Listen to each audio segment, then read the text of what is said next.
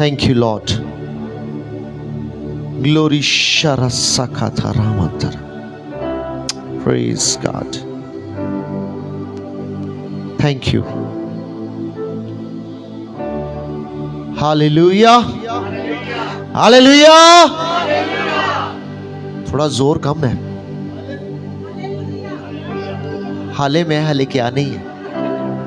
हाँ, मैं हाले नहीं किया.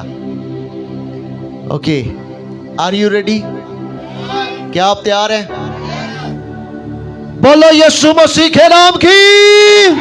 बोलो यीशु मसीह के नाम की. हाले. आमीन. आमीन. Praise God.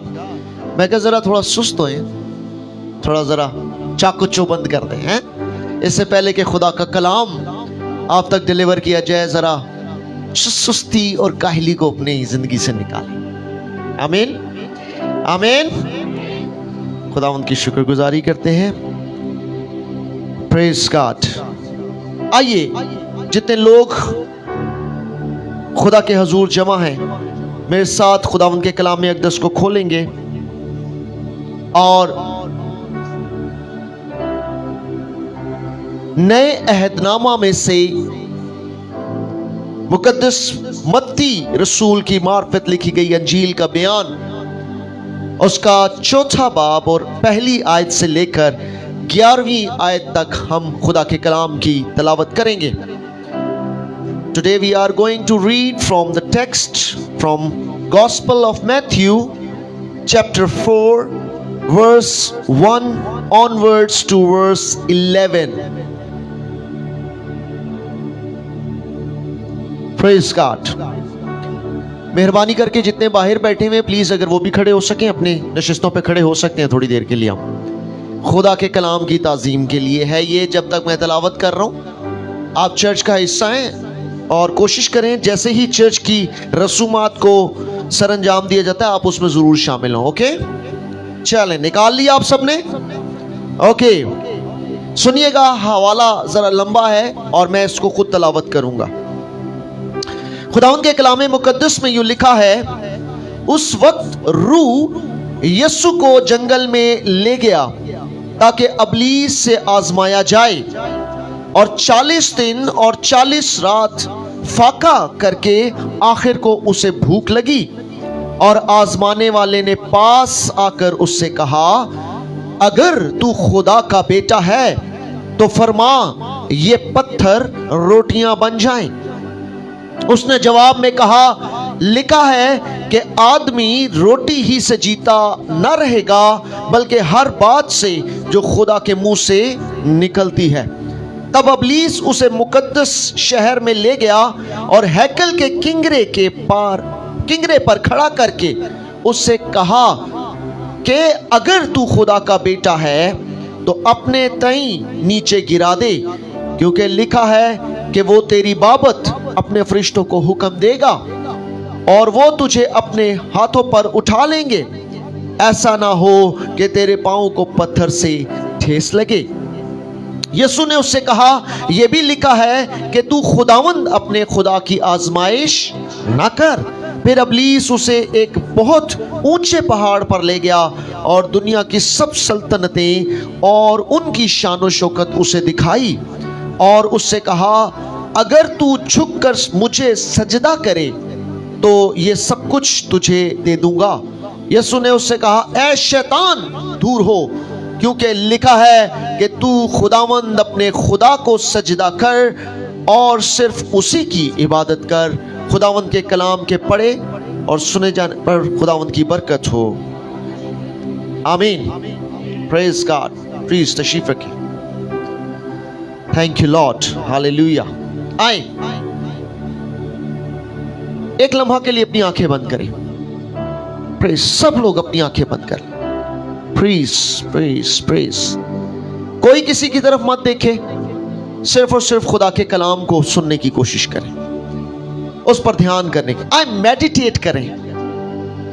रखा सखा बर्रे बेबे कादर मुत खुदावंद, हम दिल की गहराइयों से तेरे हजूर आते हैं. रब्बुल फाज खुदा, मैं बतौर खादिम होते हुए अपने आप को तेरे हजूर लेकर आता हूँ, तेरे पाक लहू में छुपाता हूँ। खुदावंद यीशु, अपनी तमाम कलीसिया को, इन भेड़ों को जो तूने खुदावंद सुपुर्द की हैं, खुदावंद यीशु इनको तेरे पाक लहू में छुपाता हूँ। खुदावंद तो मेरी मदद और रहनुमाई करना कि जो कुछ भी आज तेरे हजूर खुदावंद मेरे मुंह से निकले वो तेरी रूहुल कुदस की हिकमत दनाई से हो, और खुदावंद पाक खुदा वो मेरे लिए और सुनने वालों के लिए बाइस से बरकत हो।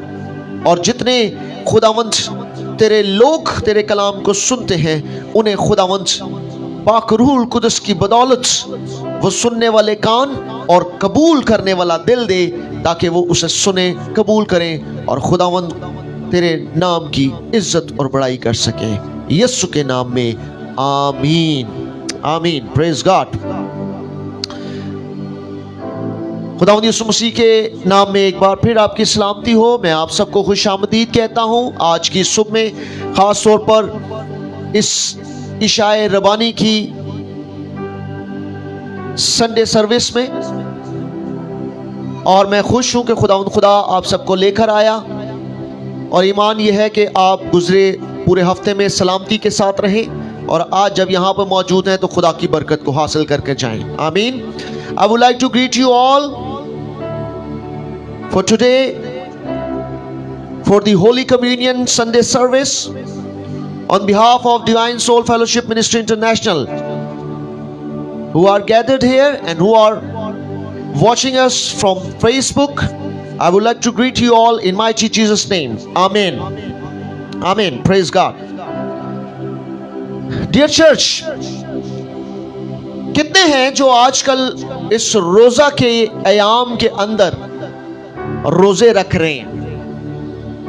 ओके, जितने लोग रख रहे हैं खुदा उन्हें बरकत दे, और जितने लोग अगर कोशिश करें रोजा रखने की तो खुदा उन्हें भी ताकत, कुव्वत, हिम्मत और तौक़वियत दे कि वो इस रोजों को, इस अयाम को पूरा कर सकें। आमीन, आमीन।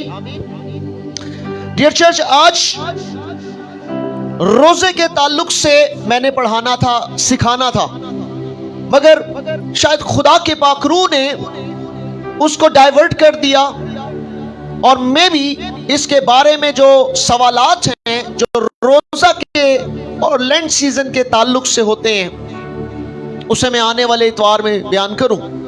लेकिन याद रखें, आज खुदा का पाक रूह कुछ खास बात करने को है।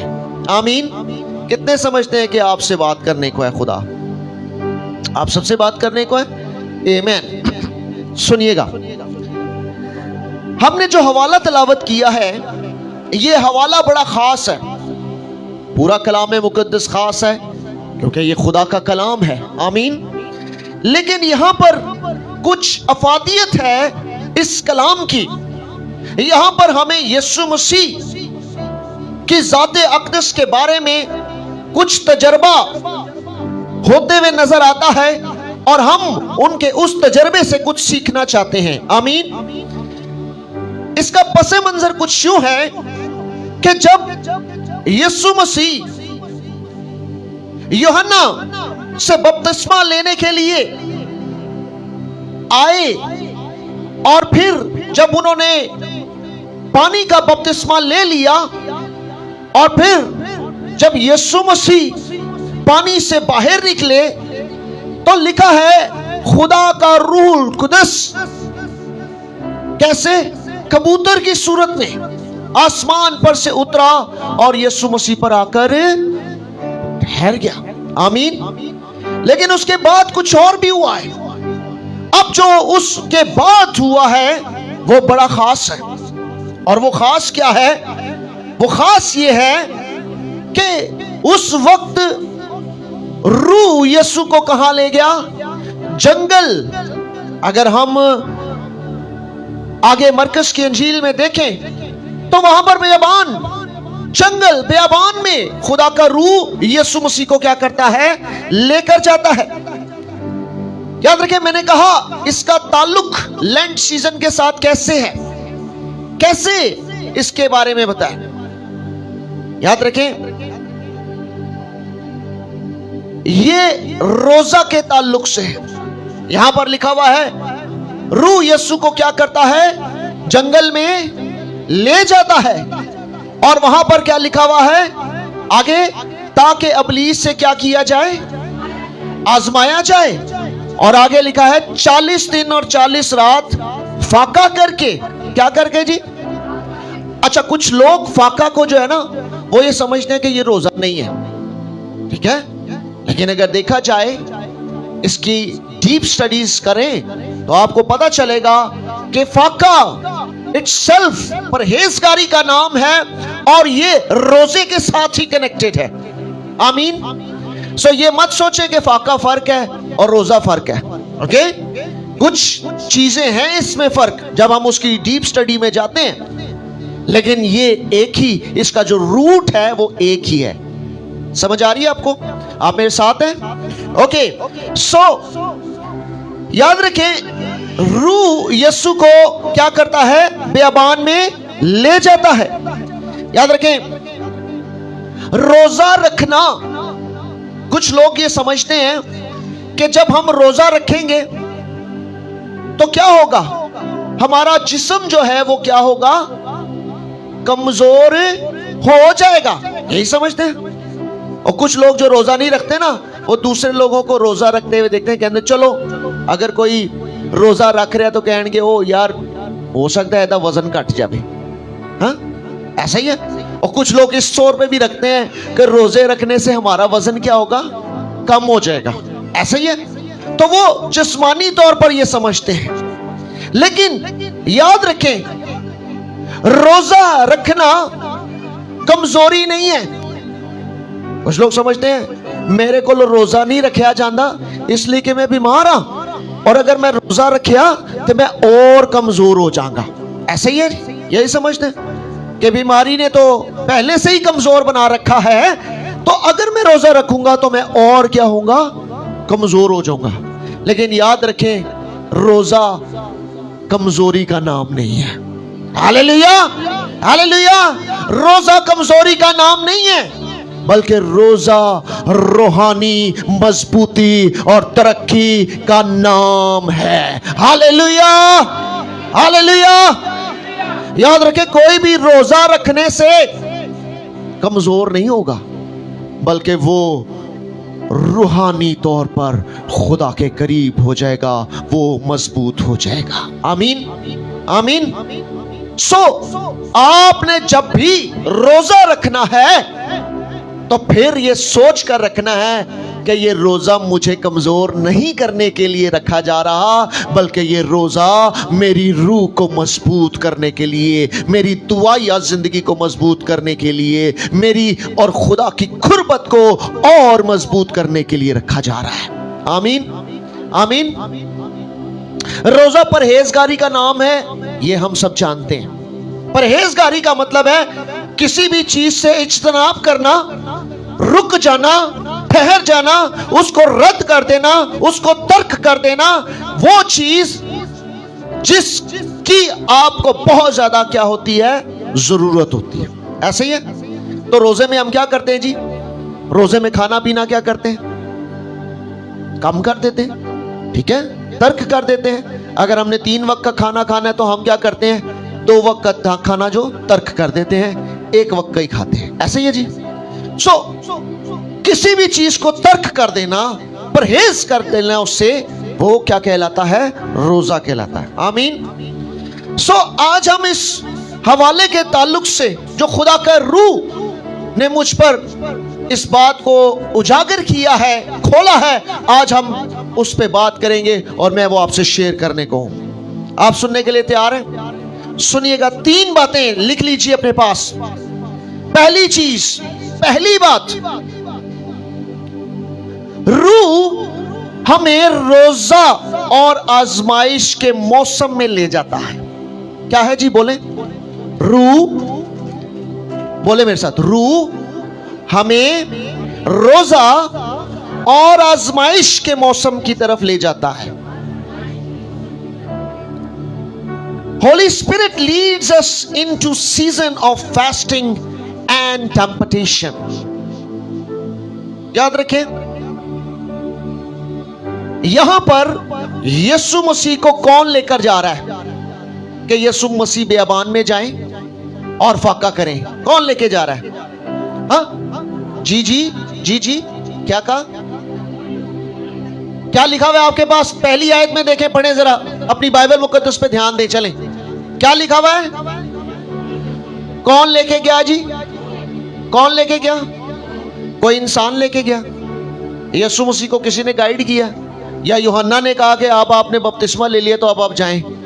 हाँ जी, क्या लिखा हुआ है वहां पर? क्या लिखा हुआ है यहां पर कि कौन लेके गया? रूह यीशु को कहां ले गया? जंगल में, वीराने में, बियाबान में। किस लिए लेके गया? क्या लिखा हुआ आगे? ताकि इब्लीस से क्या करे? आजमाया जाए। आमीन आमीन। क्या ये यीशु मसीह के इरादा से हुआ? क्या यीशु मसीह ने इरादतन ये किया? बताएं जी, कहीं है यीशु मसीह का इरादा लिखा हुआ? कहीं बाइबल मुकद्दस बता रही है जी? क्यों जी जावेद भाई? यीशु मसीह तो नहीं है ना। वाज़िह तौर पर लिखा हुआ है कि कौन यीशु को ले गया? रूह लेके गया। इसका मतलब है रूह ने गाइड किया कि अब आपने कहां जाना है? जंगल में। और जंगल में जाके क्या करना है जी? हाँ जी, फाका करना है, कुछ खाना पीना नहीं है। क्या करना है जी? फाका करना है, कुछ खाना पीना नहीं है। और किस लिए लेके गया? ताकि वो क्या करे? आजमाया जाए। आमीन। समझ आ रही है मेरी आपको पीछे तक? सुनिएगा, मेरे साथ रहिएगा, बड़ी खास बात है ये। याद रखिए, कोई भी इंसान, कोई भी ईमानदार तब तक रोजा नहीं रख सकता जब तक के खुदा का रूह उसे तैयार ना करे, खुदा का रूह उसे गाइड ना करे, खुदा का रूह उसके अंदर ये बात ना डाले, उसे तहरीक ना बख्शे। वो इरादा तो कर लेता है मगर वो उसमें कामयाब नहीं हो सकता।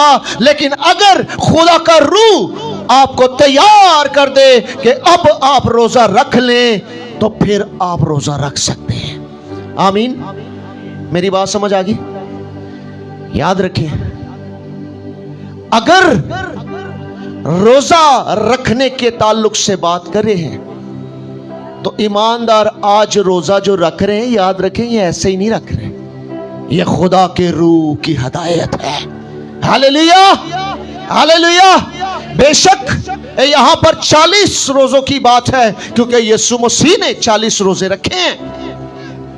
लेकिन दूसरी तरफ ये किताब मुकद्दस के अंदर नहीं है कि आपने भी रखने हैं। लेकिन फिर बात वही है कि इसका आगाज कहां से हुआ, बाइबल मुकद्दस इसके बारे में नहीं बताती। लेकिन बाइबल मुकद्दस ये जरूर बताती है कि यीशु मसीह के शागिर्दों ने भी रोजे रखे, खुदा के लोगों ने रोजे रखे, इब्तदाई कलीसिया ने रोजे रखे। यहां तक कि बाइबल मुकद्दस हमें यह भी बताती है कि पुराने अहदनामा में जहां उसकी रूट्स, उसकी जड़ें बनी हुई हैं, वहां भी खुदा के लोगों ने क्या किए हैं? रोजे रखे हैं। और याद रखें, ये रोजे ऐसे ही नहीं रखते, वो रूह की हदायत से रखे गए। आमीन। आपको याद होगा पिछली बार मैंने बात की थी, आस्तर मलखा की बात की थी। जब कौम बनी इसराइल क्या हुआ थी, उसके खिलाफ बादशाह ने हुक्म जारी कर दिया कि उन्हें अब खत्म कर दिया जाए। तो लिखा है खुदा के रूह ने आस्तर को यह गाइड किया कि उसे रोजा रखकर बादशाह के पास जाना है। ऐसे ही है जी, है ना? और फिर हम मूसा को देखते हैं, मूसा ने 40 दिन के रोजे रखे। तो बार लिखा हुआ है वहां भी खुदा का रूह ही मूसा को लेकर गया, हाँ, उस पहाड़ पर, वह सीना पर जब वो रहा, जब उसे 10 काम मिले, तो वहां भी वो खुदा के रूह की हदायत से ही रोजे रखता रहा। आमीन। कोई अपनी हैसियत से, अपने इरादे से नहीं करता रहा। यहां पर भी हमें नजर आता है कि रूह यीशु को ले गया। इसका मतलब है आज भी जब हम ईमानदार रोजा रखते हैं तो वो खुदा के रूह की हिदायत से ही होता है। आमीन। कभी आपने सोचा, कभी जो रोजा रखते हैं, जो इस प्रैक्टिस से गुजरते हैं, उन्हें कभी किसी मुश्किल का शिकार हो, किसी मुसीबत में आ जाए तो फिर उन्हें क्या गाइड किया जाता है?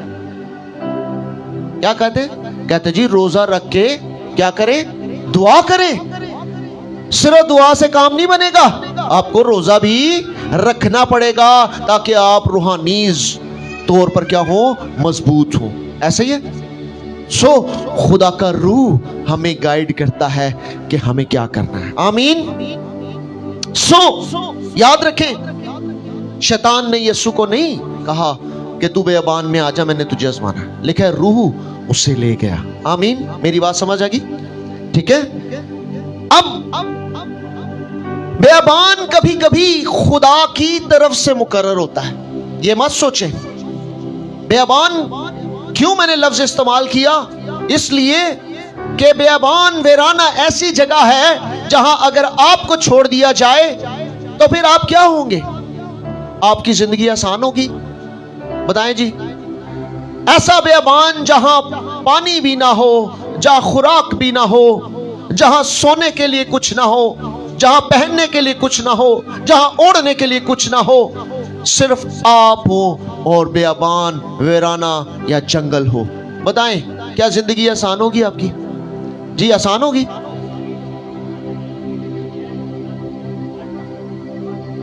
यस।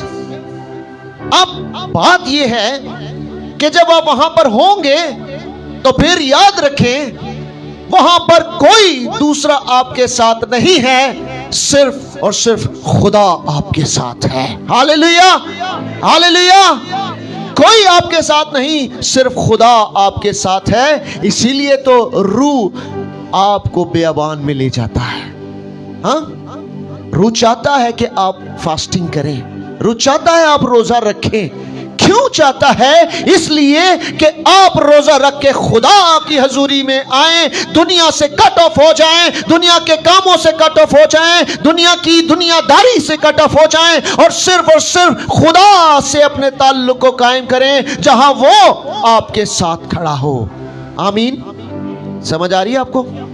इसलिए खुदा चाहता है। हाँ, याद रखें खुदा चाहता है। और फिर जब उस बेअबान में खुदा आपको ले जाता है तो फिर कई बार खुदा आपको आजमाता भी है, टेस्ट भी लेता है। ऐसा ही है जी, टेस्ट भी लेता है। खुदा चाहता है कि आप टेस्ट में से गुजरें, आजमाइश में से गुजरें। खुदा आपको आजमाइश में से इसलिए गुजारना चाहता है कि वो ये नहीं चाहता कि आप फेल हो जाएं, वो चाहता है आप उसमें पास हो जाएं, आप उसमें कामयाब हो जाएं, ताकि खुदा के साथ आपका रिश्ता मजबूत से मजबूत तर हो जाए। आमीन, आमीन।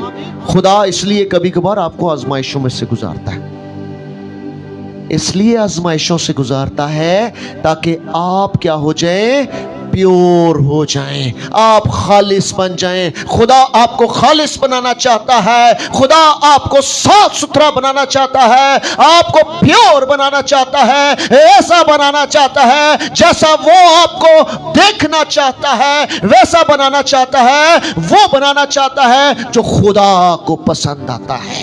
आमीन, आमीन। इसलिए खुदा आपको आजमाइशों में से क्या करता है? गुजारता है। आपको याद होगा खरूज की किताब उसके 16 बाब के अंदर जब कौम बनी इस्राइल को खुदा मूसा की हिदायत में, उसकी रहनुमाई में, मूसा की रहनुमाई में खुदा कौम बनी इस्राइल को मिस्र की गुलामी से निकालता है तो फिर क्या होता है? खुदा उन्हें कहां ले जाता है जी? बताएं जी, पीछे से आवाज। कहां लेके जाता है जी? लिखा हुआ है खुदा उन्हें बेअबान में ले जाता है। ले जाना कहां था जी? खुदा का वादा क्या था? मुल्क कनान में। लेकिन खुदा ले कहां गया उनको? बेअबान में ले गया। अगर आपको यकीन नहीं है तो आप निकाल के देख लें, मेरे साथ निकालिए खरूज उसका 16 बाब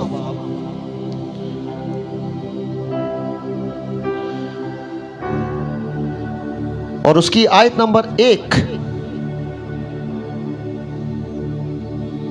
लिखा हुआ है वहां पर, निकाल लिया आपने? लिखा फिर वो एलीम से रवाना हुए और बनी इस्राएल की सारी जमात मुल्क के मिस्र से निकलने के बाद दूसरे महीने की 15वीं तारीख को सेन के बियाबान में जो एलीम और सीना के दरमियान है पहुंची।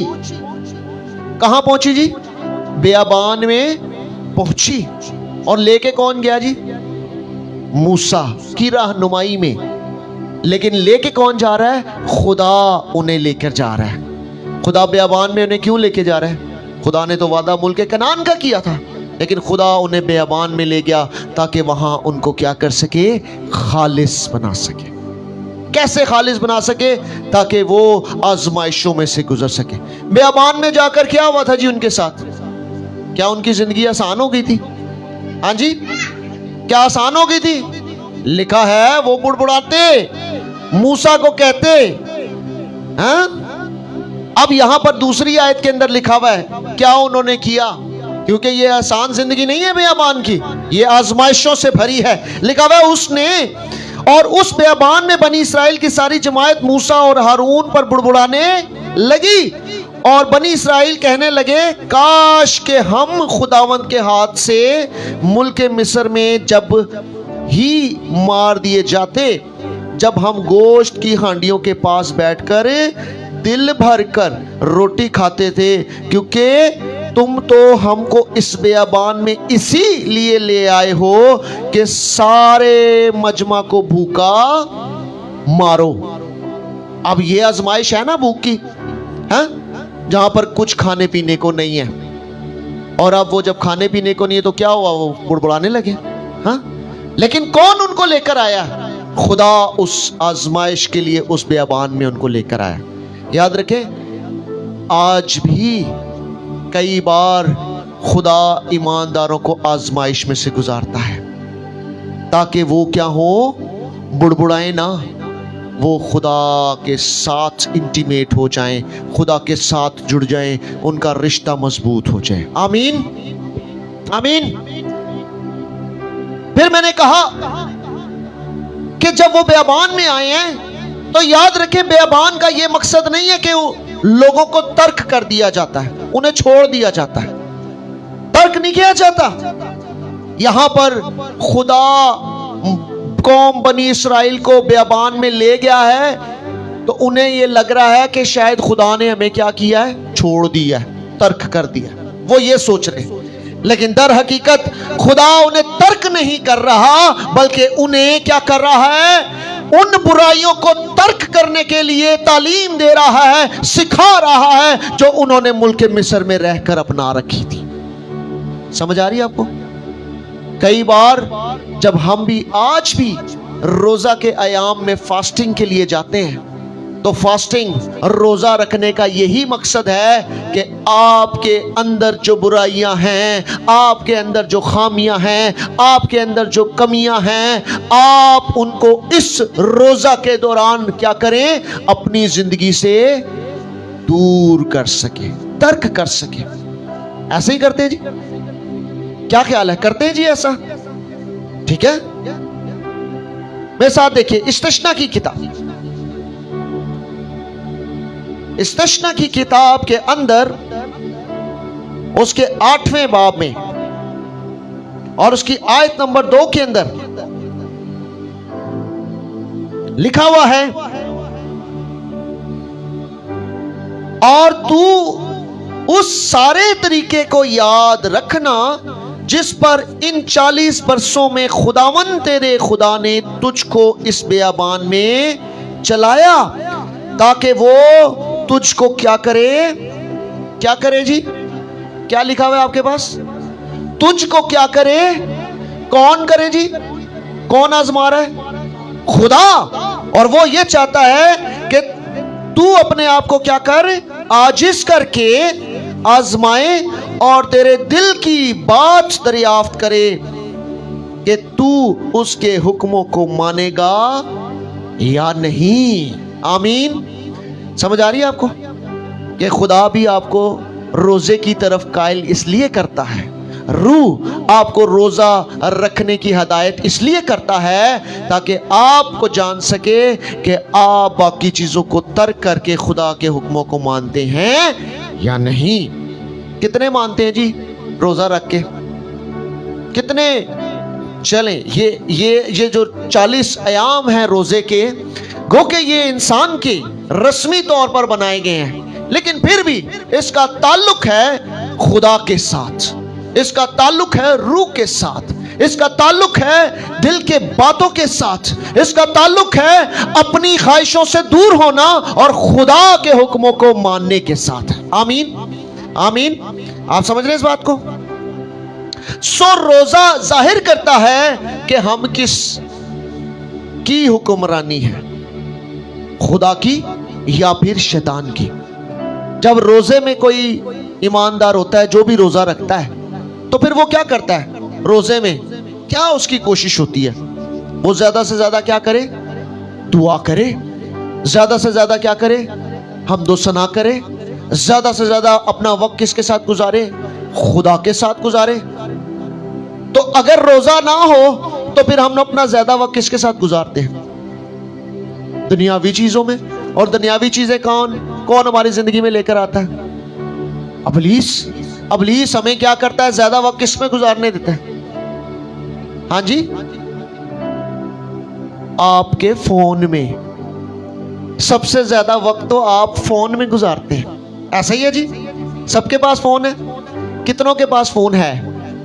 कितनों के पास नहीं है?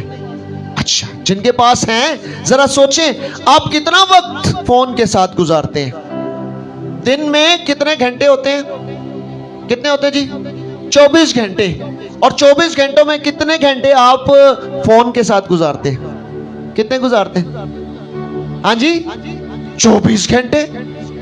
तो 24 घंटों में खुदा के साथ कितने घंटे गुजारे हैं? वो कितना मिनट गुजारे हैं?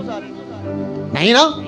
खुदा क्या चाहता है यहां पर? वो कह रहा है खुदा इसलिए चाहता है कि हम आजिज हो जाएं, हाँ, और खुदा के हुक्मों पर अमल करें। आमीन। तब हम रोजे में क्या करते हैं? खुदा के हुक्मों को मानने की कोशिश करते हैं। आमीन। ऐसा ही है जी। याकूब का खत मेरे साथ निकालिए जरा। याकूब के खत के अंदर उसके पहले बाब में और दूसरी और चौथी आयत के अंदर बड़ी प्यारी बात लिखी हुई है। सुनिएगा जरा गौर से। निकाल लिया आपने? याकूब का खत, उसका पहला बाब और दूसरी आयत से तीसरी आयत। देखा, ऐ मेरे भाइयों, जब तुम तरह तरह की आजमाइशों में पड़ो तो इसको ये जानकर कमाल खुशी की बात समझना कि तुम्हारे ईमान की आजमाइश क्या करती है? सब्र पैदा करती है, और सब्र को अपना पूरा काम करने दो ताकि तुम पूरे और कामिल हो जाओ और तुम में किसी बात की कमी। Hallelujah, hallelujah. खुदा आपको आजमाइशों से क्यों गुजार रहा है? ताकि आप क्या करें? उन आजमाइशों से क्या करें? अपने आप को उसमें भी सीखें। और क्या सीखें? इसलिए कि जब आप आजमाइशों से गुजरते हैं तो आपके अंदर क्या पैदा होता है? तो जब आप रोजा रखते हैं तो क्या करते हैं? रोटी खाने से क्या करते हैं? परहेज करते हैं, सब्र कर लेते हैं ना। आप कहते हैं हम दुआ करते तो सानू सब्र आ जाता है, फिर रोटी की भूख नहीं लगती। ऐसे ही है जी। तो हमारी जिंदगी में क्या आता है? सब्र। और आगे जो चौथी आयत है वो कहती है तो अगर सब्र पैदा हो गया है तो फिर जरूर है कि आप उस रोजे की हालत में जिसमें आपके अंदर सब्र पैदा हुआ है, आप उस सब्र को अपना पूरा काम करने दें। पूरा काम का मतलब है फिर अपना वक्त खुदा के साथ गुजारें। हाँ जी। फिर अगर आप खुदा के साथ वक्त गुजारेंगे तो फिर क्या लिखा हुआ है? वो क्या करता है? ताकि वो तुमको क्या करे? कामिल करे। क्या करे जी? कामिल करे। कहे खुदावंद मेरा सब्र मुझे कामिल करे। कहे खुदावंद मेरा सब्र मुझे कामिल करे। मेरा सब्र मेरी तमाम कमियों को पूरा करे। मेरा सब्र मुझे कामिल करे। आमीन आमीन। याद रखें, रोजे का मतलब आजिज होना है। सिर्फ परहेजगारी रोटी खाने पीने से नहीं है। परहेजगारी हर उस बात से है, उस बातों को तर्क करने से है जो आपकी जिंदगी में अबलीस की तरफ से रखी गई। हाँ, आमीन। याद रखें, यहां पर क्या देखते हैं हम कि मत्ती की अंजील के अंदर यीशु मसीह भी आजमाया गया है और 40 दिन तक लिखा है वो फाके की हालत में रहा है और फिर आखिर को उसे क्या होती है जी? भूख लगती है। और भूख लगती है और आजमाने वाला क्या करता जी? पास आकर उसे क्या कहता है? अगर तू खुदा का बेटा है तो फरमा ये पत्थर क्या हो? रोटियां बन जाए। ऐसे ही है जी। जब आप रोजे की हालत में होते हैं तो फिर शैतान आता है आपको आजमाने। बताएं जी, आता है या नहीं आता? आता है कि नहीं आता? और जो रोजा रखते हैं उनको पता है कि आता है या नहीं आता? कैसे आता है? सबसे पहले तो आपको प्यास ही लगना शुरू हो जाता है। प्यास की आजमाइश, भूख की आजमाइश, फोन देखने की आजमाइश। हाँ, अब ये तो आजमाइश है। तो कितने लोग इस आजमाइश में पूरा उतरते हैं? फोन देखे बगैर रह सकते हैं? हाँ जी, रोजे की हालत में फोन देखते हैं? छोड़ते हैं फोन? नहीं ना, छोड़ते हैं, पक्की बात है। अगर आप छोड़ते हैं तो वेरी गुड, लेकिन अगर नहीं छोड़ पाते तो याद रखें ये फोन भी आपकी आजमाइश है।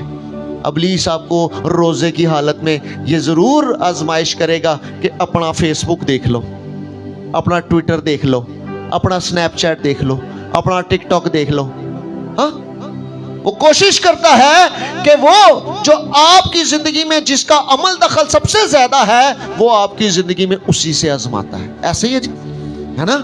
तो यीशु को यहाँ पर क्या हुआ? लिखा यीशु को यहाँ पर भूख लगी। भूख लगी ना, तो लिखा फिर आजमाने वाला आया और उसे पता चल गया कि अब यीशु को भूख लगी है। तो फिर उसने क्या किया? उसने कहा अगर तू खुदा का बेटा है तो क्या कर जी? पत्थर को कह तो ये क्या हो जाएगा? रोटियां बन जाएगा। याद रखें, तो यीशु ने क्या किया? पत्थर को कहा रोटियां बन जा? नहीं कहा ना। क्या लिखा हुआ आपके पास? यीशु ने क्या जवाब दिया? उसने कहा आदमी सिर्फ रोटी से ही जीता न रहेगा बल्कि हर बात से जो खुदा के मुंह से निकलती है। Hallelujah, hallelujah. इंसान को कमजोर करने की वो तमाम अशिया जिनका ताल्लुक दुनियावी चीजों से है वो नहीं, बल्कि खुदा का कलाम उसे मजबूत करने को है। आमीन, आमीन। आपको पता है ये जो यीशु मसीह ने जवाब दिया है ये इस्तिश्ना की किताब के अंदर है, 8वें बाब और उसकी 3री आयत में। आप ये से नोट डाउन कर लें, अगर आप पढ़ना चाहें तो जरूर लिख सकते हैं। इस्तिश्ना की किताब 8वां बाब और उसकी 3री आयत के अंदर यीशु ने ये जवाब दिया कि हर बात से जो खुदा के मुंह से निकलती है, किसके जी? खुदा के मुंह से निकलती है, उससे क्या होता है? जीता रहा। रोटी ही काफी नहीं है, खुदा का कलाम जो हमेशा की जिंदगी है वो आपके लिए जरूरी है। आमीन। और यहां पर जब हम मुआजना करते हैं तो कौम बनी इसराइल बेअबान में आजमाइश आने पर शिकायत करती है, वो हार जाती है, लेकिन यीशु मसीह उस बेअबान में जब आजमाया गया है तो लिखा है कि यीशु मसीह फरमाबरदार रहा, यीशु मसीह खुदा पर भरोसा करता रहा और यीशु मसीह उस आजमाइश में से निकल गया। आमीन। जहां इंसान फेल हो जाते हैं वहां यीशु मसीह फेल नहीं हुए। आमीन। दूसरी बात लिख लीजिए, आजमाइश शनाख्त और ख्वाहिश पर हमला करती है। किस पर जी? शनाख्त पर और ख्वाहिश पर। Temptation attacks on identity and appetite, यानी जो कुछ आपको जरूरत है उस पर आपको क्या करती है? हमला करती है। ऐसे ही है जी। कैसे? लिखा हुआ 2 चीजें बहुत इंपॉर्टेंट है ईमानदार की जिंदगी में जब वो रोजा रख रहे हैं। पहली चीज तो वो उसकी शनाख्त पर हमला करेगा अबलीस, और दूसरी चीज उसकी ख्वाहिश पर यानी उसकी डिजायर पर। एक ईमानदार जब रोजा रखता है तो उसे दो ही चीजें सामना करनी पड़ती है, यही दो ही चीजें, पहली उसकी शनाख्त और दूसरी उसकी ख्वाहिश। ऐसा ही है? कैसे? जब हम रोजा रखते हैं तो हम ऐलान करते हैं कि हमारी शनाख्त नहीं बल्कि हमारी शनाख्त खुदावंद खुदा है। आमीन। क्या है जी? हमारी शनाख्त क्या है? खुदावंद खुदा है, ये हमारी आइडेंटिटी है। और दूसरी बात कि रोजा में हम सीखते हैं कि अपनी ख्वाहिशों पर काबू कैसे पाना है। ठीक है जी, कैसे पाना है काबू?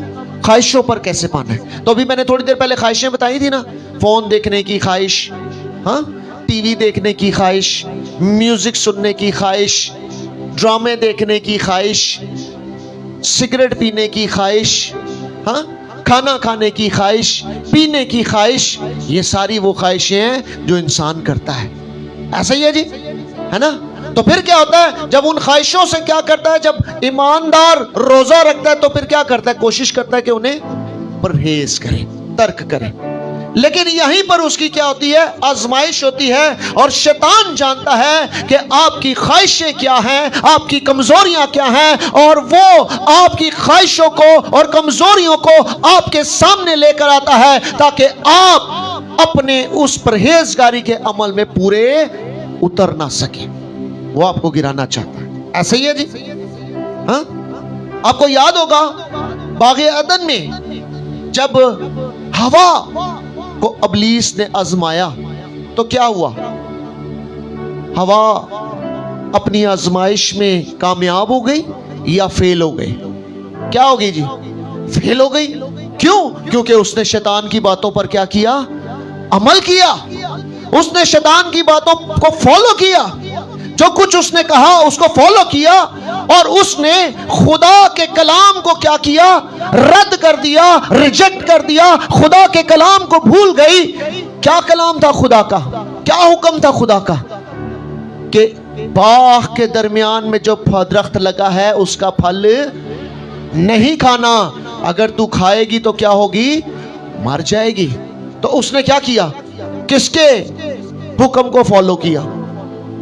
अबलीस के। खुदा के कलाम को रिजेक्ट कर दिया। हाँ, सो यही बात है। वहां पर अबलीस जब आजमाता है हवा को तो वो फेल हो जाती है, लेकिन खुदा के कलाम में बड़ी जबरदस्त बात है, हाँ, और वो ये है ज़बूर की किताब के अंदर, प्रेज़ गॉड, ज़बूर 119 के अंदर उसकी 11वीं आयत में लिखा है, मैंने तेरे कलाम को अपने दिल में क्या किया है? रख लिया है, ताकि तेरे खिलाफ गुनाह ना करूं। अगर आप खुदा के कलाम को अपने दिल में रख लेते हैं तो फिर आप क्या करते हैं? अबलीस का मुकाबला कर सकते हैं। फिर वो जैसे मर्जी ख्वाहिशें लेकर आए। क्यों कहते हैं कि ईमानदार जब रोजा रखें तो उन्हें क्या करने की जरूरत है? क्या करने की जरूरत है जी?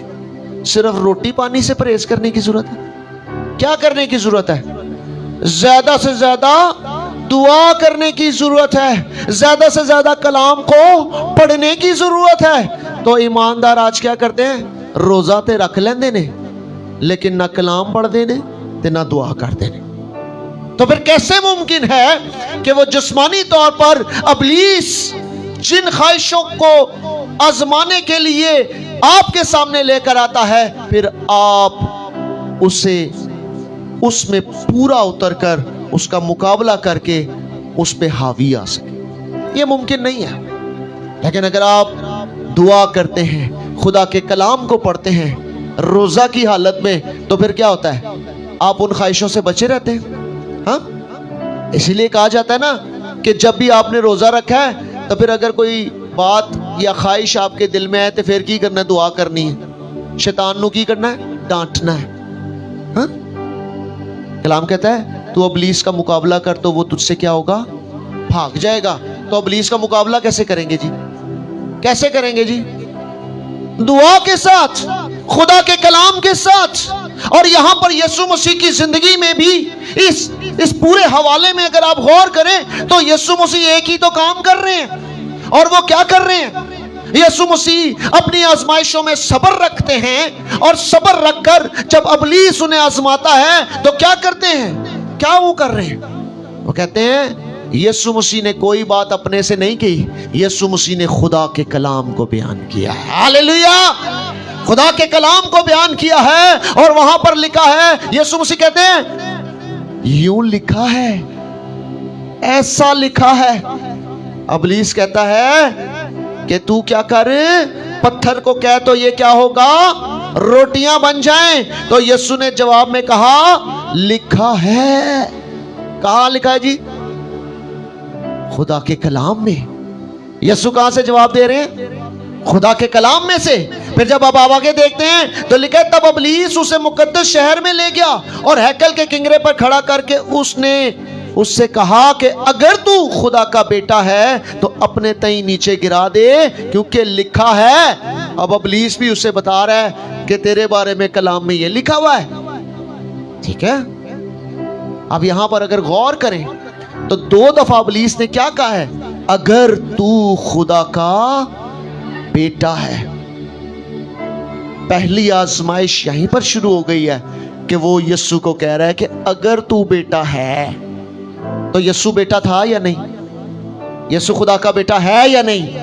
यीशु खुदा का बेटा है या नहीं? क्या यीशु मसीह खुदा का बेटा रहेगा कि नहीं?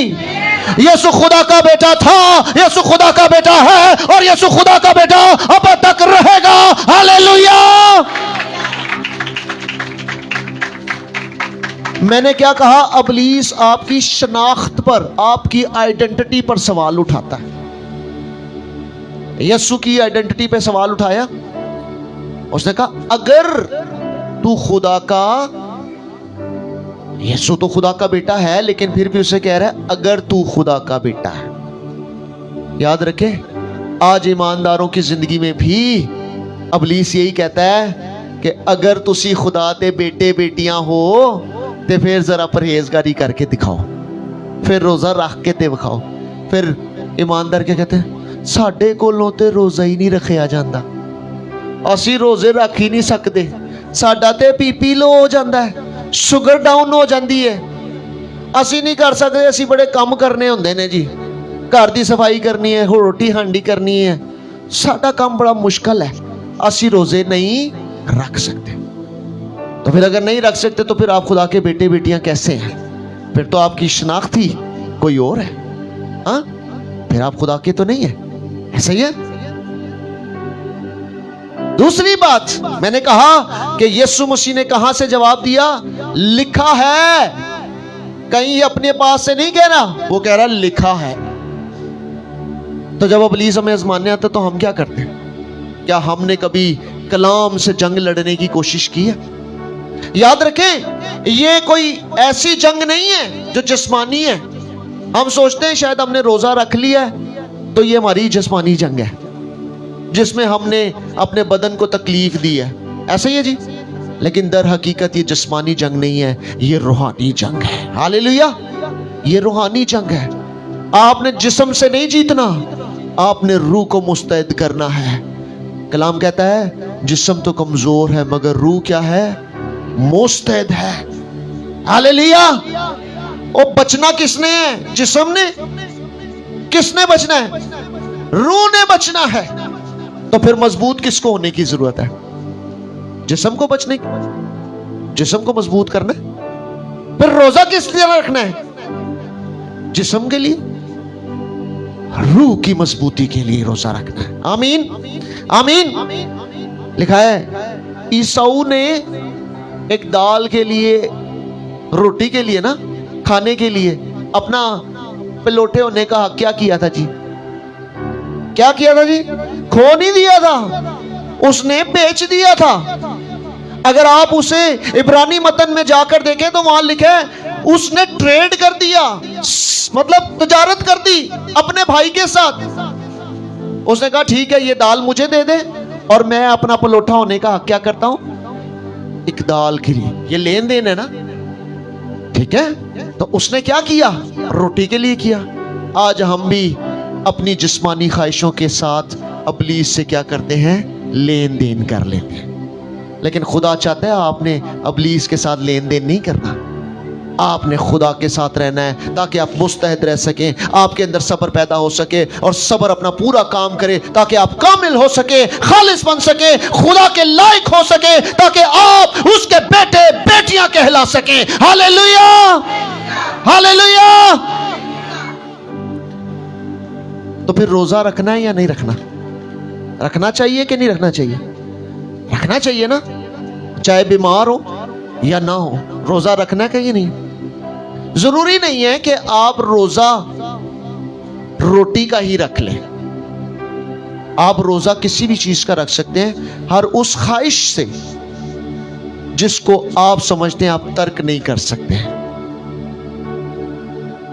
आप रोजा रखकर रोटी खाएं पिए, लेकिन आप रोजा रख लें कि मैंने झूठ नहीं बोलना, मैंने किसी की गैबत नहीं करनी है, मैंने लालच नहीं करना है, मैंने किसी को नुकसान नहीं पहुंचाना है, मैंने गालियां नहीं बकनी है, मैंने नशा नहीं करना है, मैंने टीवी नहीं देखना है, मैंने फोन नहीं देखना है, मैंने सिर्फ और सिर्फ दुआ करनी है, खुदा के साथ वक्त गुजारना है, कलाम पढ़ना है, ताकि वो मुझे खालिस और प्योर बना सके। आमीन। तो ये खुदा यही चाहता है। लिखा हुआ है इब्रानियों के खत उसके 4 बाब उसकी 15 आयत में कि यीशु मसीह के ताल्लुक से कि यीशु मसीह भी हमारी तरह क्या हुआ? आजमाया गया, लेकिन लिखा है वो अपनी हर आजमाइश के बावजूद बेगुनाह रहा। आमीन। आज हम आजमाए जाते हैं तो हम गिर जाते हैं। हवा आजमाई गई तो गिर गई, ईसाऊ आजमाया गया तो गिर गया, कौम बनी इस्राइल आजमाई गई तो क्या हुआ? गिर गई। लेकिन लिखा है सिर्फ खुदा का बेटा यीशु मसीह जो आजमाया गया है वो गिरा नहीं है, बल्कि उसने शैतान पर और अपनी आजमाइशों पर, अपनी ख्वाहिशों पर यीशु मसीह ने गलबा हासिल किया है। हालेलुया। और याद रखें, अगर आप का यीशु मसीह इन बातों पर गलबा हासिल कर सकता है तो फिर वो आपको इब्लीस पर गलबा दिलाने की कुदरत रखता है। आमीन, आमीन। आए अपनी आंखें बंद करें, अपना दाहिना हाथ अपने दिल पर रखें, अपना बायां हाथ आसमान की तरफ बुलंद करें, ऊंचा बुलंद करें, ऊंचा। हालेलुया। रस्सा खबर बसा, ऊंचा बुलंद कर लीजिए और कहें खुदावन यीशु मसीह तू ही मेरी फतह है, तू ही मुझे इब्लीस और आजमाइशों पर गलबा दिला सकता है, तू ही मुझे खालिस बना सकता है। ऐ शैतान, यीशु के नाम में मेरी जिंदगी से दूर हो, ताकि मैं खालिस बनूं और खुदा को पसंद आ सकूं और परहेजगार बन सकूं। यीशु के नाम में, यीशु के नाम में। आमीन, आमीन, आमीन। Hallelujah, hallelujah. आइए जोरदार तालियां बजाएंगे अपने खुदावंद यीशु के लिए, जो फतह मंदी का शादियाना बजाता है, जो ये कुदरत रखता है कि वो इब्लीस को हरा सकता है। और उसने कहा, ऐ इब्लीस मेरे पास से चला जा। याद रखिए, आपको भी इब्लीस को डांटने की जरूरत है। आमीन, आमीन। आप अपनी ख्वाहिशों के दौरान, अपने रोजे के दौरान, अपनी आजमाइश में इब्लीस को डांट दें, आपसे दूर हो जा, वो आपसे दूर हो जाएगा। आमीन, आमीन। ये कुव्वत आपको यीशु दिला सकता है। खुदा के कलाम को पढ़ते रहें ताकि खुदा का कलाम आपको लड़ने की तौफीक अता करे। आमीन। आज के कलाम के वसीले से आप सबको बरकत मिले। खुदा उनका शुक्र हो। Praise God. हालेलुया। कितने लोगों को आज का कलाम समझ में आया? याद रहेगा? फिर रोजा रखना है कि नहीं रखना? अब प्रैक्टिकल है, थोड़ा सबक ले लिया, अब सीखने का टाइम है, अमल करने का नाम है। रोजा रखना है, रोजा रखेंगे जी। कितने लोग थे जो कह रहे थे रोजा नहीं रख सकते? ईमानदारी से बता दें, हाथ खड़ा करें। ओके, सो अब यीशु का नाम ले और कहें मैं रोजा रख सकती हूं, मैं रोजा रख सकता हूं। अब आपको खुदा का रूह बताएगा, गाइड करेगा, वो आपको रोजा रखना कैसे। आमीन आमीन, प्रेज गॉड, हालेलुया। भाई मकसूद और भाई जावेद प्लीज आप सामने आ जाए।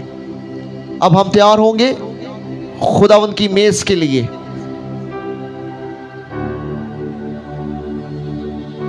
Praise God, hallelujah. इंतजामिया से गुजारिश है वो तरतीब को भी बेहतर कर दे ताकि हम खुदावंद की मेज में शामिल हो सके। Glory to Lord, hallelujah, praise God. कादर मत खुदावंद तेरे बेटे यीशु मसीह के नाम से तेरी शुक्रगुजारी करता हूं खुदावंद आज के सारे कलाम के लिए जो खुदावंद तूने हम सबसे किया है। ईमान यह है कि तेरा कलाम दो धारी तलवार की मानिद है जो बंद बंद और गूदे गूदे को चीर कर गुजर जाता है। खुदावंद तेरा कलाम हमारी जिंदगियों के लिए रोशनी बने, हमारे जिंदगियों के लिए ताकत और कुव्वत का सरचश्मा बने, ताकि हम खुदावंद अपने आप को परहेजगार और आजिज बना सकें और खुदावंद तेरे पाक रूहुल कुदस से मुलब्बस होकर उसकी हदायत में, इस्लाह में अपनी जिंदगियों को बेहतर बना सकें। यीशु के नाम में आमीन। Praise God, hallelujah, glory to Lord. आए अगर अपने घुटनों पर हो सकते हैं चंद लम्हों के लिए तो अपने घुटनों पर हो जाए। ग्लोरी टू शखता रज़ी के दिन। Praise praise praise, hallelujah, thank you Jesus. Brother Javed and Maqsood आप भी घुटने हो जाए प्लीज। इस साइड को मेरी तरफ मुंह करें, स्टेज की तरफ प्लीज, नील डाउन। आप अगर घुटने हो सकते हैं तो अच्छा है, आप बाहर भी अगर घुटने होना चाहें तो हो सकते हैं। Praise God. अपनी आंखें बंद कर लें जरा, थोड़ी देर संजीदगी के साथ आप खुदावंद की मेज में शामिल होने को है। वो मेज जिस पर खुदावंद यीशु मसीह ने नया अहद बांधा है अपनी और अपनी कलीसिया के साथ, ईमानदारों के साथ, जहां उसने अपना बदन आपके लिए दिया है और अपना खून आपके लिए बहाया है। आए यीशु मसीह के उस अहद को याद करना शुरू करें। ग्लोरी टू द लॉर्ड, शखता रज़ा रेबेबेबे के सिकता रामतो सदा।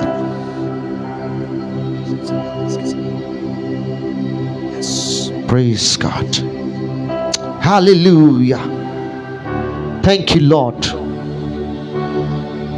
हालेलुया। खुदा के कलाम में लिखा है क्योंकि ये बात मुझे खुदावंद से पहुंची और मैंने तुमको भी पहुंचा दी कि खुदावंद यीशु ने जिस रात वो पकड़ा गया रोटी ली और शुक्र करके तोड़ी और कहा ये मेरा बदन है जो तुम्हारे लिए है, मेरी यादगारी के वास्ते यही किया करो। सब कहें आमीन।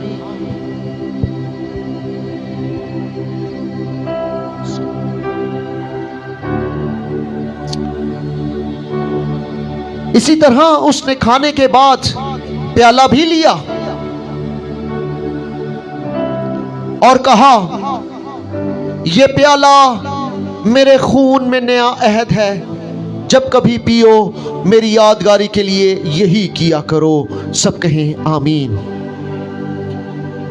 क्योंकि जब कभी तुम ये रोटी खाते और इस प्याले में से पीते हो तो खुदावंद की मौत का इजहार करते हो जब तक वो ना आए।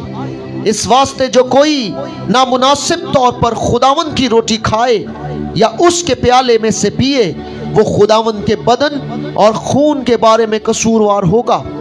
बस आदमी अपने आप को आजमा ले और इसी तरह उस रोटी में से खाए और उस प्याले में से पिए, क्योंकि जो खाते पीते वक्त खुदावंद के बदन को ना पहचाने वो इस खाने पीने से सजा पाएगा।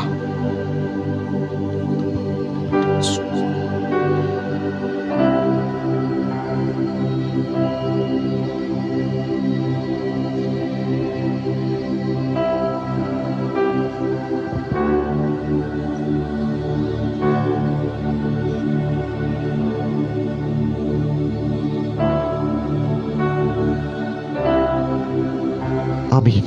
प्लीज अपने घुटनों से सीधे हो जाएं, खड़े हो। प्लीज थोड़ी तरतीब को बहाल कीजिएगा और बड़ी तरतीब से पहले क्वायर के साथ वो और फिर बहनें और फिर भाई खुदावंद की मेज में शामिल होंगे।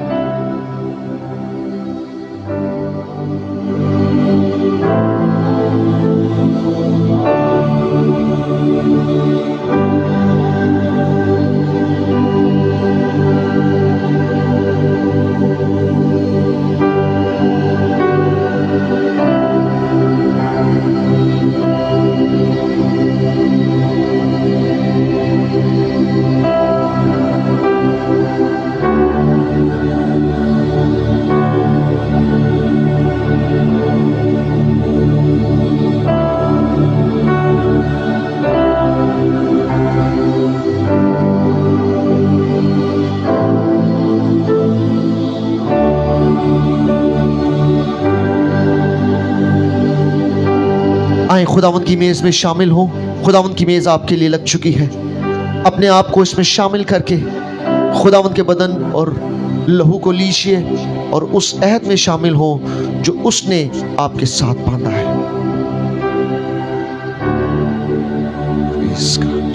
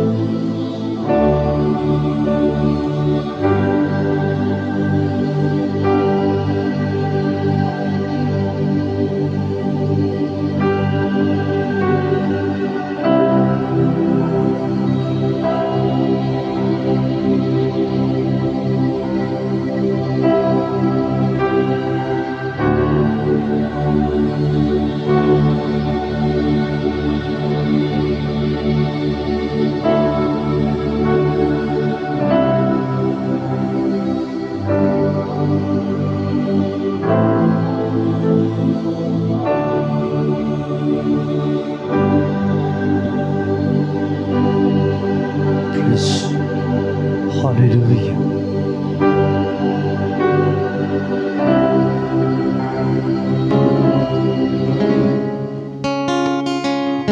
Praise.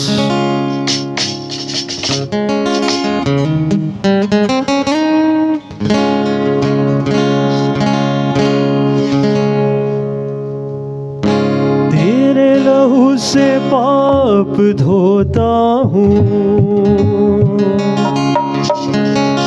तेरे लहू से पाप धोता हूँ। तू बढ़ता जा मैं कम होता हूँ, तू बढ़ता जा मैं कम होता हूँ।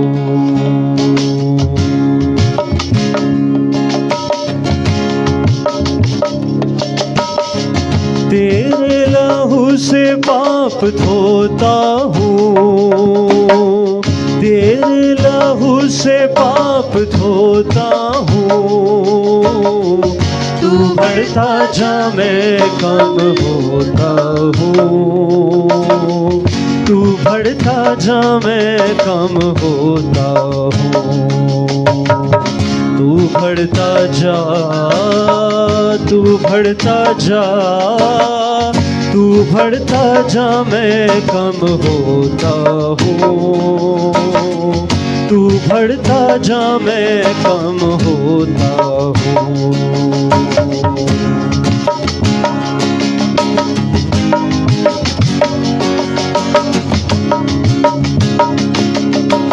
Praise God.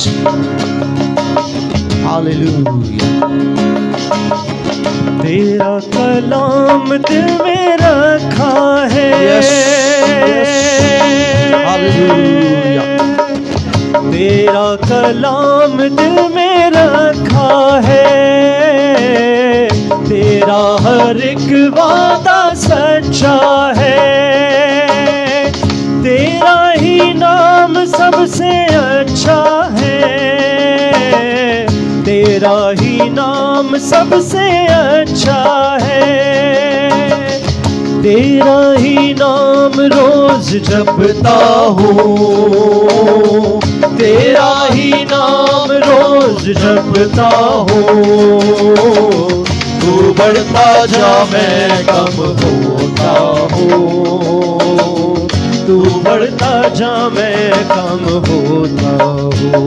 Praise God. Hallelujah. तू बढ़ता जा, तू बढ़ता जा, तू बढ़ता जा मैं कम होता हूँ।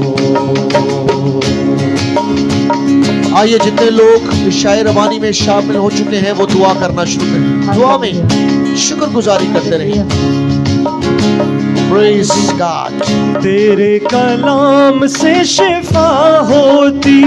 Hallelujah. Yes.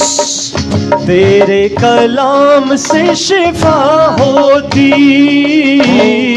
तेरा कलाम राह की ज्योति। तेरा कलाम है हंसी मोती। तेरा कलाम है हंसी मोती। दिल की माला में परोता हूँ। दिल की माला में परोता हूँ। तू बढ़ता जा मैं कम होता हूँ। Oh yes. तू बढ़ता जा मैं कम होता हूँ। तेरे लहू से पाप धोता हूँ। तेरे लहू से पाप धोता हूँ। तू बढ़ता जा मैं कम होता हूँ। तू बढ़ता जा, तू बढ़ता जा, तू बढ़ता जा मैं कम होता हूँ।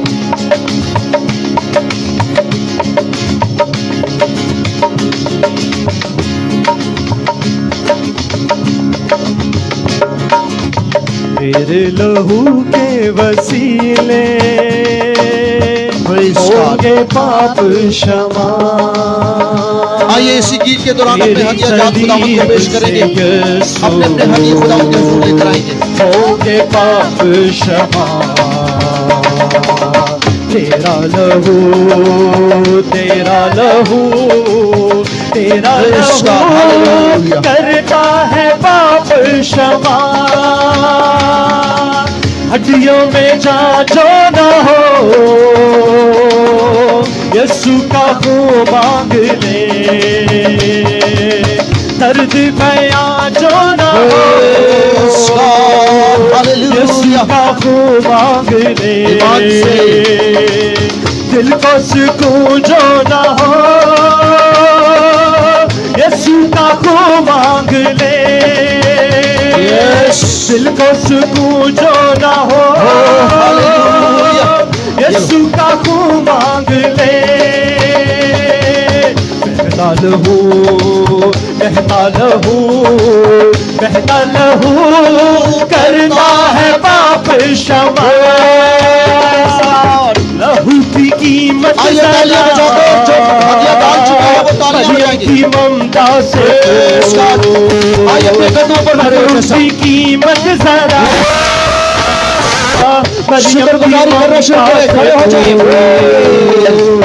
इकलौते बेटे का नाम बात यहोवा से पूछ।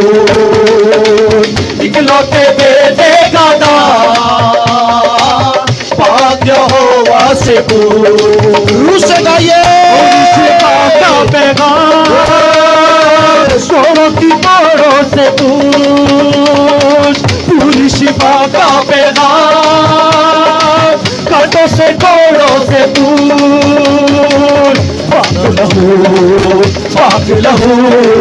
पाक लहू हमको भी देगा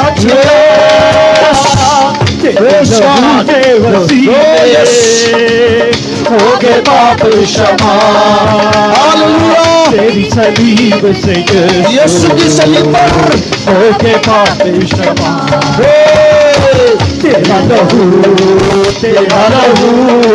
तेरा लहू करता है पाप क्षमा सोने और चांदी से भी पीछे तक तालियां बजाएंगे यीशु का खून की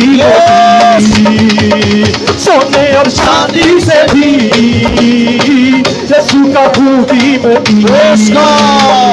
घोड़ों और रथों से भी यीशु का खून की फिर से घोड़े और रथों से भी सोने चांदी से सोने और चांदी से भी यीशु का खून की घोड़े और रथों से भी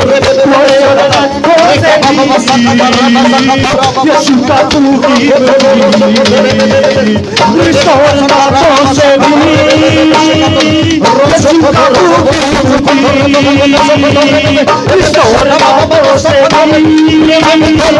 यीशु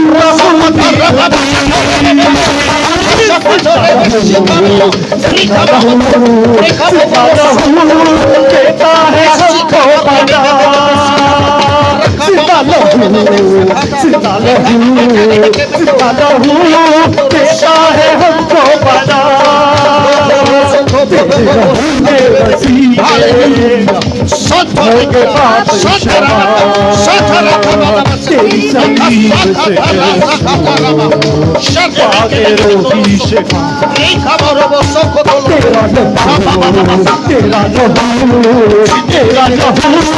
करता है पाप क्षमा करता है पाप क्षमा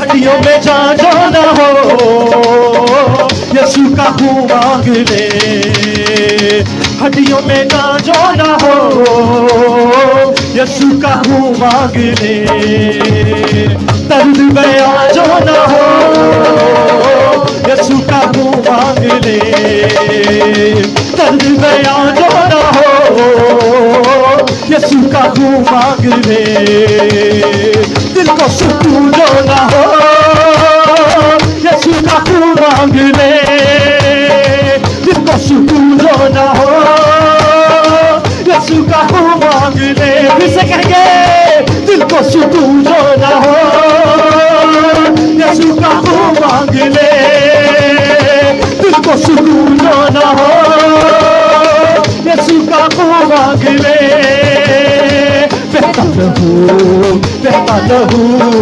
बहता लहू देता है हमको शिफा देता है हमको शिफा देता है हमको शिफा लहू की कीमत जरा मरियम की ममता से इकलौते बेटे का नाम भाग्य होगा से लहू की कीमत जरा मरियम की ममता से पूछ इकलौते बेटे का नाम भाग्य होगा से पूछ पूरी शिफा का पैगाम शाखों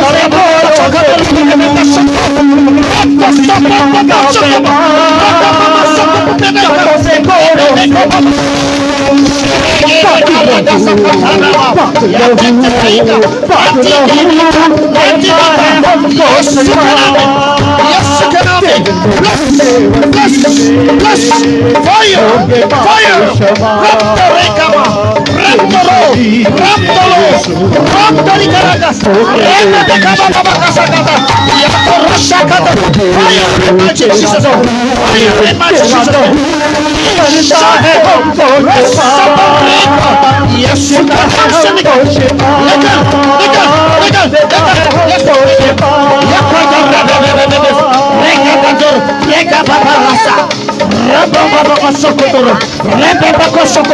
निकल ये शैतान शादा रहेगा लड्डू रेबे को बोशकोतो रेबे का सको हाथ पर रोसा खाता बाबा रोसा खाता रे सोरे से भी रोसा को रेबे दो रेबे को सकता रहा शर्र सिकतर रेबे का सकता राता राका सकता हालेलुया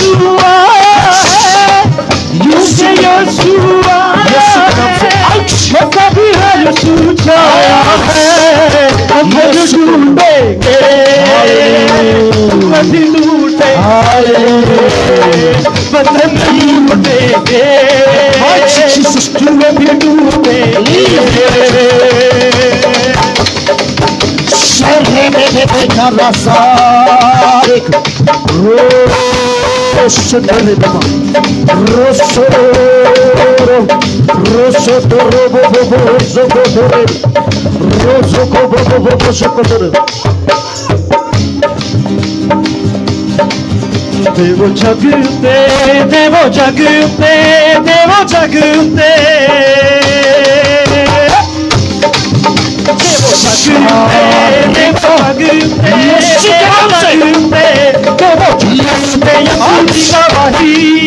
देवो जगते यसु ओ देवो यसु के नाम से होता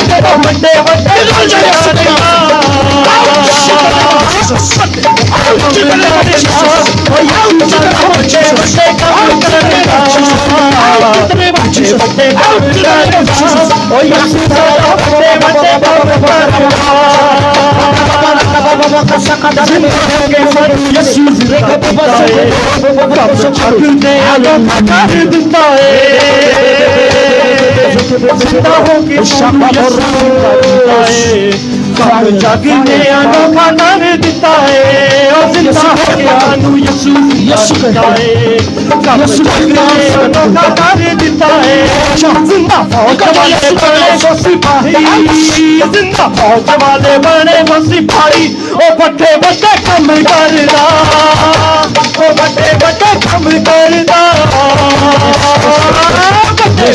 बड़े बड़े काम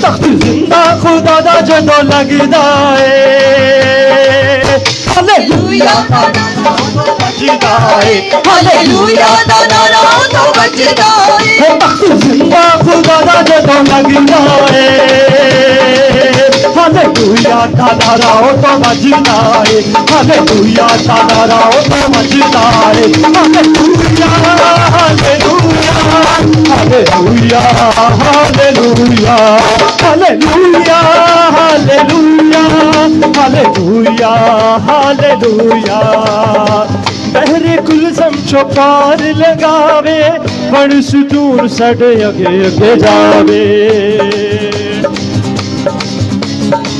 बहरे कुलसम चौपार लगावे बड़ सुतूर साडे अगे अगे जावे बड़ सुतूर साडे अगे अगे जावे साडे अगे अगे हो के ओ चलदा है साडे अगे अगे हो के ओ चलदा है हालेलुया दा नारा ओ तो बजदा है हालेलुया दा नारा ओ तो बजदा हालेलुया हालेलुया हालेलुया हाले बोलो हालेलुया हालेलुया हालेलुया हालेलुया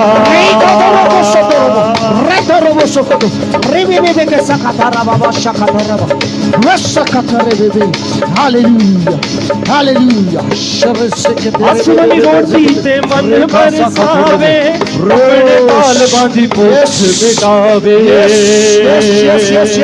आसमानी रोटी ते मन बरसावे अपने ताल बांधी पोख मिटावे अपने ताल बांधी पोख मिटावे आसमानी रोटी ते मन बरसावे अपने ताल बांधी पोख मिटावे आसमानी रोटी ते मन बरसावे अपने ताल बांधी पोख मिटावे अपने ताल बांधी पोख मिटावे अपने ताल बांधा सोरियो बन जाए अपने ताल बांधा सोरियो बन जाए हालेलुया दा नारा ओ तो बजदा है hallelujah hallelujah hallelujah hallelujah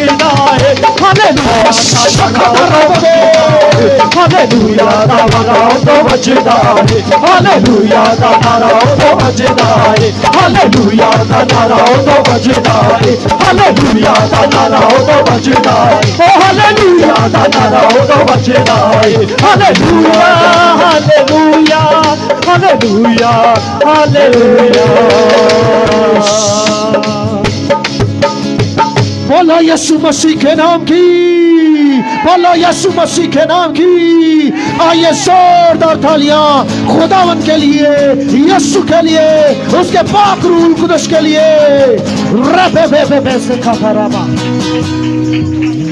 yes आप तशरीफ रख सकते हैं कोई जोर मिला आपको बरकत मिली आपको कितनों को बरकत मिली है कितनी बरकत मिली है आइए जरा इजहार करेंगे इस बरकत का यस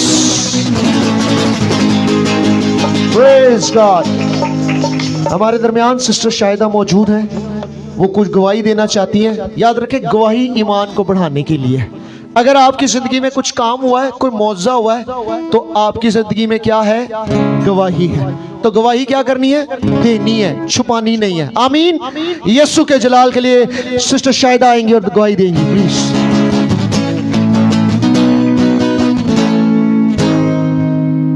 मेरी तरफ से सबको सलाम ये ईमान जो है ना बहुत बड़ी चीज़ है ठीक है मेरी बहन है मामू की बेटी वो बहुत बीमार थी उसका ऑपरेशन बहुत बड़ा हुआ शायद मैंने उस दिन भी सबसे कहा था ताकि उसके लिए दुआ करें तो बहुत बड़ा ऑपरेशन हुआ उसका जिगर को उसका कैंसर हो गया था लेकिन जिसको जिगर का कैंसर वो बंदा जिंदा बच नहीं सकता लेकिन जब खुदा चाहे ना तो इंसान बच सकता है वो बड़े बड़े मौके करने की कुदरत रखता है ये है कि वो आईसीयू में थी तो जब ऑपरेशन के लिए दोबारा उसका छठा ऑपरेशन हुआ तो उसने कहा कि पहले मुझे दुआ करने दे। डॉक्टर को उसने कहा मुझे दुआ करने दे, तो वो दुआ करके ऑपरेशन थिएटर में गई। लेकिन सभी ने उसके लिए रोज़े भी रखे और दुआ भी की।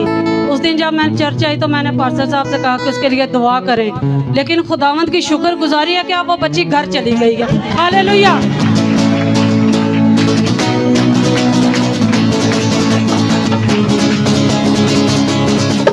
प्रेस प्रेस खुदा के लिए।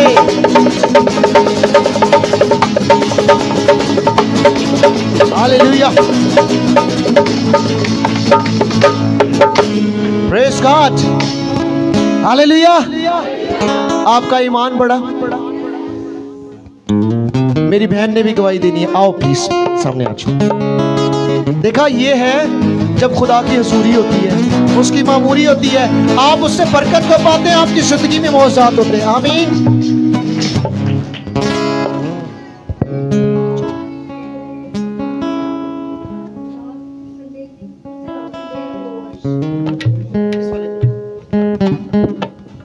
लास्ट संडे नहीं, मैं ड्यूटी पे थी, उससे लास्ट संडे बुआ जी से मैंने दुआया दरख्वास्त दी थी कि मेरी अम्मी की तबीयत नहीं ठीक। तो उन्होंने, पास्टर साहब ने प्रेयर की यहाँ पर, और जब शाम को उनकी कॉल आई मेरी अम्मी की, तो वो कह रही थी कि आज मेरी तबीयत काफ़ी ठीक है। मैंने खाना भी खाया क्योंकि उन्होंने तकरीबन 1 महीने से कुछ भी नहीं वो खा रही थी। तो जब पास्टर साहब ने दुआ की तो शाम को उनकी कॉल आई कि आज मेरी तबीयत काफ़ी बेहतर है। तो मैंने उसी वक्त खुदावंद की शुक्रगुजारी की कि खुदावंद से जब हम मांगते हैं तो खुदावंद हमें उसका जवाब देता है।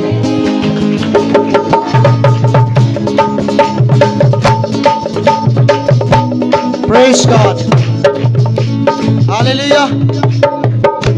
याद रखिए, कलाम में लिखा है जो इंसान से नहीं हो सकता वो खुदा से मुमकिन है। आमीन। तो आप किससे दुआ करते हैं ईमान रख के?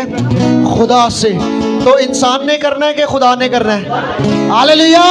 मेरा ईमान है कि खुदा आपके बंद दरवाजों को खोलने वाला है, खुदा आपके जुए तोड़ने वाला है, खुदा आपके सारे रुके कामों को फिर से बहाल करने वाला है। आमीन आमीन। और मेरा ईमान है कि अगले संडे इससे भी ज्यादा गवाही आएंगी। हालेलुया हालेलुया आमीन। आए इसी खुशी में, इसी ईमान में अपनी आंखें बंद करते हैं और शुक्रगुजारी करते हैं। हालेलुया। Praise God. कादर मुतलक इलाही बादशाह खुदावंद खुदा, मैं दिल की गहराइयों से तेरी शुक्रगुजारी करता हूँ। खुदावंद पाक खुदा, तेरे छूने से लोग शिफा पाते हैं, तेरे बोलने से बदरूहें भाग जाती हैं। खुदावंद यीशु, तू लंगड़ों को चलाने की कुदरत रखता है, मुर्दों को जिंदा करने की कुदरत रखता है। खुदावंद तू कमजोरों को जोरावर बनाने की कुदरत रखता है। खुदावंद यीशु, हम तेरा शुक्रिया अदा करते हैं तेरी इलाही मोहब्बत और वफादारी के लिए, क्योंकि तू अपने लोगों पर वो पुष्ट पुष्ट कायम रखता है, नस्ल दर नस्ल कायम रखता है। खुदावंद, मैं तेरे लोगों के लिए तेरी बरकत को नस्ल दर नस्ल मांगता हूँ। ये इनकी नस्लों में ट्रांसफर हो, ये इनकी नस्लों तक जाती चली जाए, ये 7 पुश्तों तक बढ़ती चली जाए। खुदावंद यीशु, इनको कसरत की बरकत है। खुदावंद, आज की सारी इबादत के लिए तेरा शुक्रिया अदा करते हैं। खुदावंद, सारी प्रस्तिश, सारी हम्द और सना के लिए तेरा शुक्रिया अदा करते हैं। खुदावंद, तेरे कलाम के लिए तेरा शुक्रिया अदा करते हैं। खुदावंद, तूने हमारी जिंदगी में जो मौजूद किए हैं हम उसका तेरा शुक्रिया अदा करते हैं। रब्बुल फाज खुदा, तेरे लोगों के इस हदियाजात के लिए जो उन्होंने दिए हैं, खुदावंद मैं इसकी तकदीस तेरे बेटे यीशु के नाम में करता हूँ। और खुदावंद, मैं तुझसे दुआ करता हूँ कि खुदावंद पाक खुदा, जिन्होंने अपना बीज बोया है उन्हें लिए उसे मल्टीप्लाई कर, और खुदावंद पाक खुदा अपने नेक कामों के लिए इस्तेमाल कर। और खुदावंद, तू उन लोगों को उनका अजर लौटा। खुदावंद पाक खुदा, ऐसा अजर जो कसरत के साथ हो। खुदावंद, तेरे इलाही खजानों से उनकी जिंदगियों में कायम रहे, और कभी किसी चीज की कमी उनकी जिंदगियों में ना रहे, ना रुपए पैसे की कमी, ना खाने पीने की अशिया में कमी, ना खुदावंद पाक खुदा रोजगारों की कमी। खुदावंद, हर तरह से तू उनको बहाल करना, खुदा उनको कायम करना और उन्हें कसरत से बढ़ाना, यीशु मसीह नासरी के नाम में, आमीन। आए हम इसी खुदा की हजूरी और अनाइंटिंग में अपने दोनों हाथों को आसमान की तरफ उठाएंगे और खुदावंद ने जो हमें दुआ सिखाई है हम मिलकर कहेंगे, ऐ हमारे बाप तू जो आसमान पर है, तेरा नाम पाक माना जाए, तेरी बादशाही आए, तेरी मर्जी जैसे आसमान पर पूरी होती है जमीन पर भी हो। हमारे रोज की रोटी आज हमें दे, और जिस तरह हम अपने कर्जदारों को माफ करते हैं तू भी हमारे कर्ज में माफ कर। हमें आजमाइश में न ला बल्कि बुराई से बचा, क्योंकि बादशाही, कुदरत और जलाल हमेशा तक तेरा है। आमीन। अब हमारे खुदावंद यीशु मसीह का फजल, खुदा बाप की मोहब्बत, पाक रूहुल कुदस की रफ़ाक़त और शराकत अब से लेकर हमेशा तक हम सबके साथ, हाजिर जमायत के साथ, कुल आलम कलीसिया खानदान और उनके घरानों के साथ अब से हमेशा तक होती रहे। आमीन। खुदा बाप, बेटे और रूहुल कुदस के नाम से आमीन।